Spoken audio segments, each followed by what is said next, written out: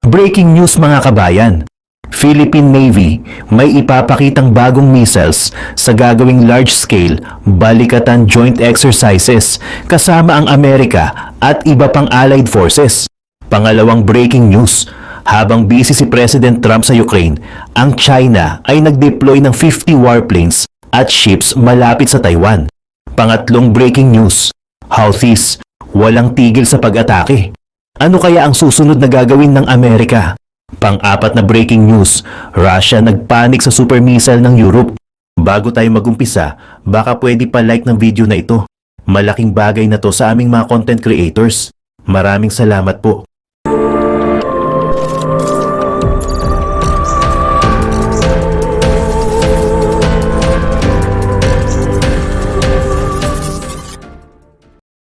Ang mga Yemeni Houthi rebels na suportado ng Iran ay nag-anunsyo noong Miyerkules na nagsagawa sila ng panibagong pagsalakay sa mga sasakyang pandigma ng US sa Red Sea, kung saan nag-claim sila ng kanilang fourth assault sa carrier fleet sa loob ng 72 hours.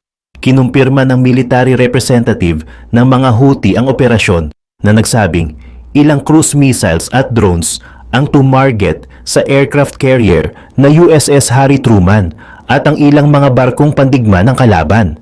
Idinagdag pa niya na ito ay ang ika-4 sa loob ng 72 hours ayon sa ulat ng AFP. Ito ay kasunod ng anunsyo ng mga media outlets na kontrolado ng mga Houthi sa Yemen na nagsabi na nagsagawa ang mga puwersang US ng mga pag-atake sa Saada, ang hilagang lungsod kung saan nagsimula ang kanilang kilusan noong Martes ng gabi. Inulat ng mga news organization ng Houthis ang isang attack of aggression ng US sa lalawigan ng Saada, habang sinabi ng mga local resident sa AFP na nasaksihan nila ang tatlong magkakahiwalay na pagsabog sa rehiyon. Ang mga recent attacks ay nagsimula noong Sabado nang magsagawa ang US ng malawakang operasyon laban sa mga posisyon ng Houthi sa buong Yemen, kabilang ang Sanaa, Saada at iba pang mga rehiyon. Inulat ng Houthi-administered Health Ministry na may 53 casualties, kabilang ang mga kababaihan at bata, at halos 100 ang nasugatan. Ayon kay US National Security Advisor Michael Waltz, pinaslang ng mga pag-atake ang ilang Houthi commanders, habang binigyan ng babala ni Pangulong Donald Trump ang mga malupit na kahihinatnan kung magpapatuloy ang mga atake laban sa mga US forces o sa maritime shipping. Nag-react ang mga Houthi noong Linggo sa pamamagitan ng pag-target sa USS Harry S. Truman Carrier Group gamit ang mga missile at unmanned aircraft na nagmark ng unang pag-atake nila. Ang US authorities ay nag-dismiss ng significance of the incident, kung saan ni-report na walang natamaang American vessels. Samantala, sa iba pang mga balita, magpapaputok ng mga pinakabagong missiles ang Philippine Navy sa West Philippine Sea bilang bahagi ng nalalapit na large-scale balikatan shoulder-to-shoulder joint exercises kasama ang Estados Unidos at iba pang mga kaalyadong bansa upang mapalakas ang kanilang pinagsamang kakayahan sa gitna ng tumitinding tensyon sa mga katubigan. Ayon kay Navy Flag Officer in Command, Vice Admiral Jose Maria Ambrosio Espeleta, sa mga reporter noong Martes, ang mga Sea-Star surface-to-surface anti-ship missiles, Spike non-line-of-sight missiles, at Mistral surface-to-air missiles ay gagamitin bilang bahagi ng maritime strike component. Ayon pa sa kanya, ang aming paglahok sa pinagsamang exercise ay mahalaga sa pagpapalakas ng interoperability, pagpapahusay ng aming collective response sa mga security challenge sa rehiyon, at tinitiyak na kami ay handa sa pagtugon sa mga bagong banta. Bilang bahagi ng show of allied firepower, ang mga Mistral surface-to-air missiles mula sa French-based arms manufacturer na MBDA ay ilulunsad sa unang pagkakataon mula sa mga barko ng Navy bilang bahagi ng Integrated Air at Missile Defense live-fire exercises kasama ang Estados Unidos, habang maaaring sumama ang Australia, Japan at UK bilang mga observer. Makikilahok din ang Philippines Navy sa isang joint maritime strike gamit ang decommissioned World War II era Navy ship na BRP Miguel Malvar kasama ang iba pang service at mga allied forces gamit ang Sea Star surface-to-surface missiles ng South Korea sa isang hiwalay na kaganapan. Inaasahang maghahatid ang South Korea sa Pilipinas ng isang bagong barko na may parehong pangalan sa susunod na buwan. Sa iba pang mga balita, nagbigay ng babala ang Beijing sa Taiwan na magdudulot ito ng kanilang own destruction matapos magpadala ang China ng higit sa 50 warplanes sa isang military exercise sa mga lugar sa paligid ng self-governed na isla noong Lunes. Ang military drill ay parusa sa patuloy na separatism promotion ni Taiwanese President Lai Ching-te ayon sa isang tagapagsalita mula sa Taiwan Affairs Office ng China. Ang pahayag na ito ay kasunod ng pag-igting ng mga military activities ng Beijing sa paligid ng Taiwan na itinuturing ng China bilang bahagi ng kanilang teritoryo. Ayon sa pahayag ng Ministry of National Defense ng Taiwan, ipinadala ang mga Taiwanese Air and Naval Forces upang magbantay matapos lumipad ang 54 Chinese military planes at drones malapit sa isla noong Lunes. Ayon sa Ministry of National Defense ng Taiwan, nagsagawa ang China ng 2 patrols kung saan 42 na mga eroplano ang dumaan sa median line ng Taiwan Strait na nagsisilbing unofficial buffer sa pagitan ng 2 panig.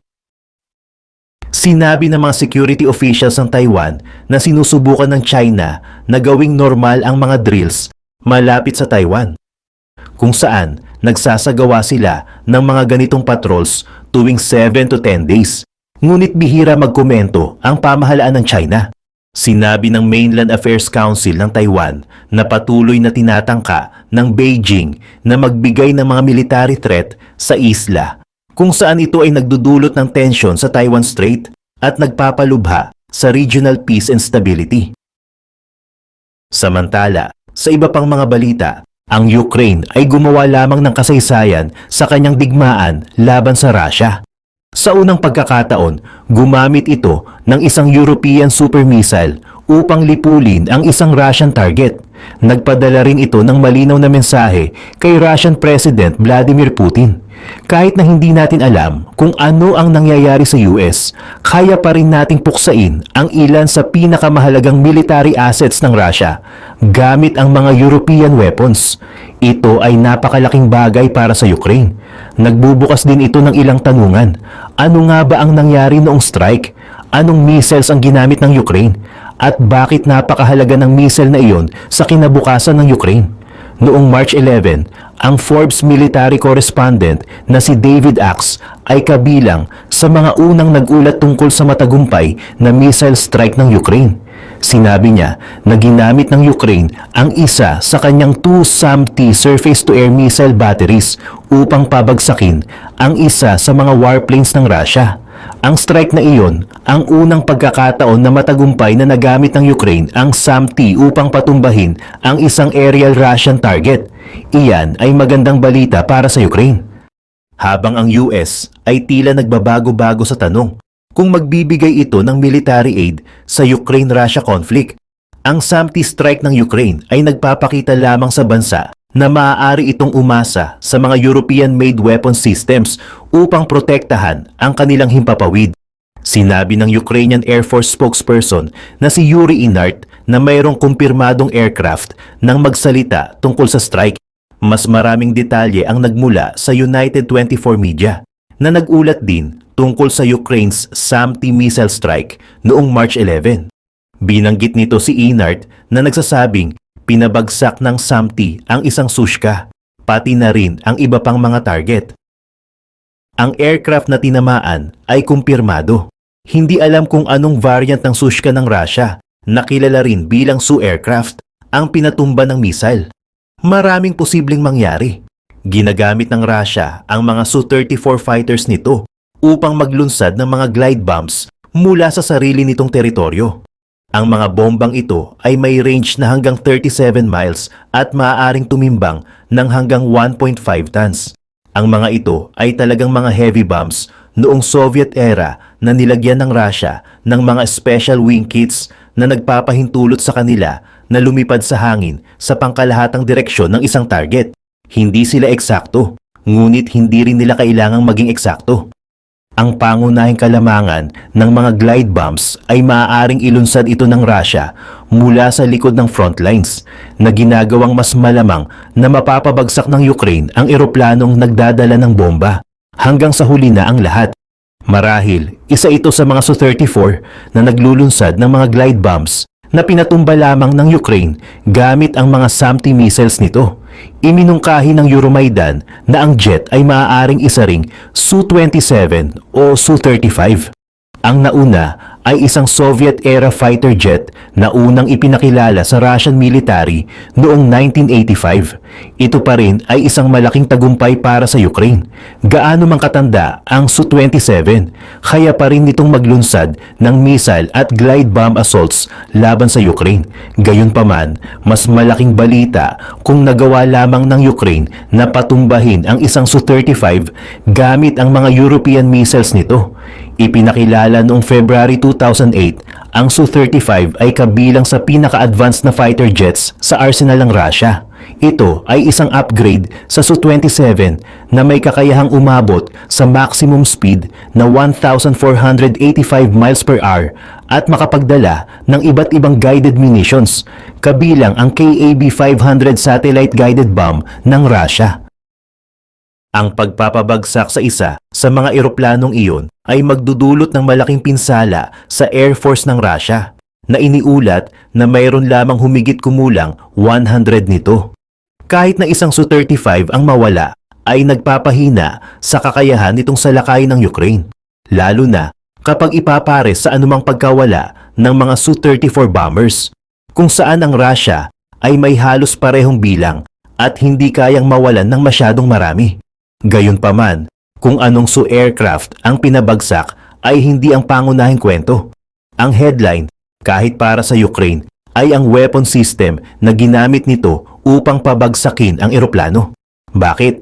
Upang sagutin ang tanong na iyan, kailangan muna nating ipaliwanag kung ano ang SAMP-T. Binuo sa France, ang Aster 30 SAMP-T ay isang surface-to-air missile platform na ginagamit upang ipanglaban sa iba't ibang aerial threats. Higit pa sa aircraft, maaaring pabagsakin ng system ang unmanned combat air vehicles, kasama ang mga cruise at tactical ballistic missiles. Ito ay binuo ng Eurosam at ginagamit ng iba't ibang military, kabilang ang mga nasa France, Italy at Singapore. Nagsimula ang paggawa sa missile system noong 1990 na ang development ay tumagal ng halos isang dekada bago ito nagsimulang sumailalim sa qualification firing trials noong 1999. Gayunpaman, limitado ang mga trials na iyon. Ang unang buong system trials ay hindi naganap hanggang 2005. Gayunpaman, ipinakita ng mga trials na iyon na epektibo ang SAMP-T. Nagawa nitong harangin ang isang C-22 aircraft sa altitude na 22,965 feet at range na mahigit 85,000 feet. Ipinakita ng test na iyon na ang SAMP-T ay isang epektibong long-range weapon. Kaya, ano ang bumubuo sa SAMP-T Air Defense System? Ang isang SAMP-T battery, kung saan ang Ukraine na may dalawa nito ay may kasamang 6 transporter erector launcher vehicles. Bawat isa ay may kakayahang magdala ng 8 missiles upang bigyan ang system ng kakayahang magpaputok ng 48 missiles sa isang volley. Kasama rin sa system ang isang command and control vehicle at isang Arabelle radar. Kasama ang complex computer systems nito na nagpapahintulot dito na i-scan at ipakita kung ano ang nasa himpapawid sa paligid nito sa real time. Ang Arabelle radar ang maaaring tunay na highlight ng SAMP-T. Ang missile system ay gumagamit ng isang upgraded version ng radar na ito na nagbibigay daan dito na mag-scan para sa mga target sa layong 372 miles. Ang kakayahang mag-scan na yon ay ginagawang epektibo ang SAMP-T laban sa mga incoming ballistic missiles. Nangangahulugan din ito na maaaring ginamit ito ng Ukraine upang maskan ang himpapawid sa likod ng front lines para sa mga Russian aircraft na lumilipad upang maglunsad ng mga glide bombs. Tungkol naman sa Arabelle mismo, ito ay isang 3D phased array radar na mayroong 4,000 element antenna na may kakayahang umikot sa bilis na 1 revolution per second. Iyan ang nagbibigay sa radar ng kakayahang maghatid ng halos instant images ng himpapawid sa itaas ng Ukraine na ang mga images na iyon ay nire-refresh bawat segundo. Kaya rin ng Arabelle na subaybayan ang hanggang 100 targets ng sabay-sabay na ginagawa itong perpekto para sa pagtukoy ng mga incoming missile at drone barrages at maaaring magpadala ng command update data sa 16 missiles ng sabay. Kaya kung matukoy ng Arabelle ang isang incoming threat, maaari nitong agad na sabihin sa 16 sa 48 missiles ng SAMP-T battery ang tungkol dito, na inihahanda ang mga ito para sa paglulunsad gamit ang targeting data na ibinibigay ng radar. Tungkol sa mga missiles, ang SAMP-T ay gumagamit ng Aster, 30 Block 1 missiles na puno ng seeker, fuse at isang directional blast warhead. Mahalaga ang warhead na iyon. Kapag sumabog ang missile, ang mas malalaking warhead fragments na nalikha ay nakadirekta sa target, na pinupunit ang armor upang magdulot ng matinding pinsala. Ang bawat missile ay may booster motor na may sukat na 7.5 feet at tumitimbang ng bahagyang mas mababa sa 750 pounds. Gayunpaman, itinatapon ng missile ang motor na iyon kapag ito ay nasa himpapawid na ang bahagi ng missile na dumidikit sa target ay tumitimbang ng 242 pounds. Ang missile ay may maximum range na 62 miles at maaaring umabot sa bilis na hanggang 3,131 miles per hour, na higit pa sa sapat na bilis upang harangin ang halos lahat ng fighter jet sa mga stockpiles ng Russia. Kung isa sa alang-alang mo na ang SAMP-T ay maaaring maglunsad ng hanggang 48 sa mga missiles na ito sa isang strike, malinaw na ang Su aircraft na nawala lamang sa Russia ay walang laban sa gayong napakalaking puwersa. Ang launcher ay mobile din. Ang bawat SAMP-T missile launcher ay nakakarga sa isang Renault 8x4 Kerax transporter na isang militarized truck-to-truck na inangkop para sa military use. Iyan ang mahalagang dahilan kung bakit portable ang SAMP-T. Maaaring itayo ito ng Ukraine sa isang lugar na pinaniniwalaan nitong nasa panganib, magpaputok ng mga missiles upang pabagsakin ang mga incoming Russian aircraft at aerial assets, at pagkatapos ay ilipat ang SAMP-T sa isang bagong lokasyon. Kaya malinaw na ang SAMP-T ay parehong isang makapangyarihan at advanced weapon. Iyan pa lamang ay nagpapahiwatig kung bakit ito napakahalaga sa Ukraine. Dahil ang bawat makapangyarihang weapon na mayroon ang bansa ay nag-aalok ng isa pang paraan upang labanan ang agresyon ng Russia. Gayunpaman, ang sagot sa tanong kung bakit ay mas malalim pa kaysa doon. Ang SAMP-T ay mahalaga para sa Ukraine dahil ito ay mahalagang European equivalent ng Patriot missile defense system na ginamit ng Ukraine nang may matinding epekto laban sa mga puwersa ni Putin. At ang katotohanan na ito ay isang napakalapit na equivalent ay maaaring mahalaga para sa isang simpleng dahilan.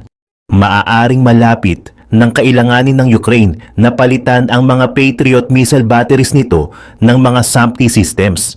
Ang bahagi ng dahilan ay nagsisimula nang magkaroon ng ilang seryosong tagumpay ang Russia laban sa mga Patriot systems ng Ukraine. Halimbawa, noong December 2024, nagawa ng Russia na patumbahin ang 4 sa mga Patriot batteries ng Ukraine bilang bahagi ng patuloy na pagsisikap ni Putin na pahinain ang aerial defense ng Ukraine. Sinabi ng Russia's Ministry of Defense na ang December strike ay nag-target sa mga radars at launches ng mga Patriot units, kasama ang mga supply concentrations, airfields at strategic equipment sa 146 locations. Ginamit ng Russia ang makapangyarihang Iskander and ballistic missiles nito upang isagawa ang strike. Ang mga pagkalugi sa Patriot ay dumarami na bago pa man ang December attack na ito. Ayon sa Bulgarian military, noong May 2023, sinira ng Russia ang isang Patriot radar array sa pamamagitan ng missile launch mula sa isang MiG-31K fighter jet nagsagawa rin ang Russia ng isang precision strike noong March 2024 na nagtarget sa mga Patriot batteries sa ilang pinag-aagawang rehiyon, kabilang ang Donetsk at Odessa. Idagdag pa rito ang paggamit ng Russia ng isang precision-guided missile upang lipulin ang dalawang Patriot systems sa Yuzhnoye noong July 2024 at malinaw na ang mga Patriots ay mga priority targets para sa Russia. Sinabi ng Main News Agency na nagawa ng Russia na sirain ang hindi bababa sa 30 Patriots noong December 2024. Gayunpaman, ang mga bilang na iyon ay kaduda-duda. Sinabi ng politiko noong August 2024 na ang Ukraine ay nagpapatakbo ng 5 Patriot systems, 2 ang ibinigay ng US at 3 ang ibinigay ng Germany. Nakapagtataka rin na ang ulat ng May ay batay sa isang ginawa ng Novosti na isang Russian-owned news agency. Marahil ay pinalalaki ng Russia ang mga bilang ng pagkawasak nito sa Patriot upang maangkin na nakagawa ito ng mas maraming pinsala sa Ukraine kaysa sa aktwal nitong nagawa. O ang ulat ay nangangahulugan na sinira ng Russia ang 30 Patriot missiles at hindi missile systems. Maaaring hindi natin malalaman at maaaring hindi na mahalaga. Ang katotohanan ay nawawalan ng ilan sa mga Patriots nito ang Ukraine. Ang pagdating ng mga SAMTE systems sa Ukraine ay nagbibigay sa bansa ng isang alternatibo na napatunayan na ngayong posible. Salamat sa matagumpay na strike laban sa pamilya ng Su fighter jet. Gayunpaman, ang pagkawasak ng Russia sa napakaraming Patriot systems ay hindi ang tunay na problema. Pagkatapos ng lahat, ang US at ang mga European allies ng Ukraine ay maaaring magbigay ng higit pa, hindi ba? Marahil hindi. At ang dahilan ay kinakaharap ng Ukraine ang maraming magkahalong signal mula sa United States sa ngayon.